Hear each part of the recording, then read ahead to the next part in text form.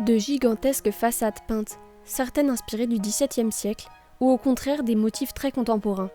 Il y en a des dizaines dans la région, et même en Allemagne. Son auteur, Edgar Mahler.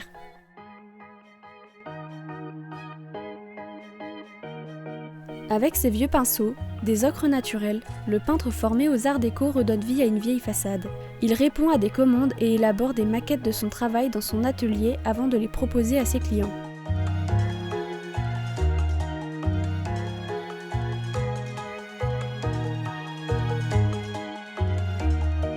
Edgar a réalisé il y a longtemps la façade de couleur nature dans la commune de Pfaffenhofen.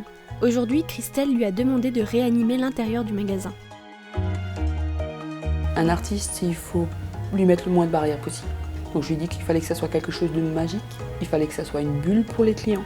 C'est quelqu'un qui a un cœur énorme, qui écoute beaucoup.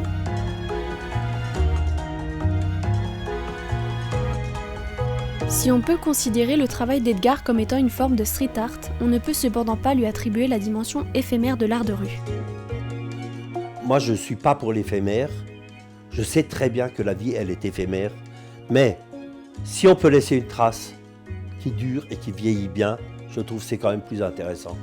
À Strasbourg, 2 façades remarquables ont été réalisées par le peintre alsacien pour le plus grand bonheur des passants et des touristes. Christian, dans ma tête, c'est un peu un emblème de la pâtisserie à Strasbourg, et donc un bâtiment décoré de la sorte, oui, je trouve que ça le représente bien. Ouais.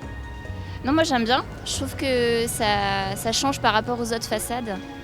Edgar a fait de sa passion son métier, décorer des intérieurs et des façades. On peut parler d'une forme un peu à part de street art, disons plus encadrée. Les artistes voient très souvent la vie d'un autre angle. Et beaucoup d'œuvres sont dénonciatrices ou militantes, comme ici, où Edgar défend l'environnement avec le général Cornichon. Si nous, on ne respecte pas la nature, l'addition sera très lourde. Ici, le symbole qui justifie tout, c'est le caillou. Si le caillou il tombe, tout tombe.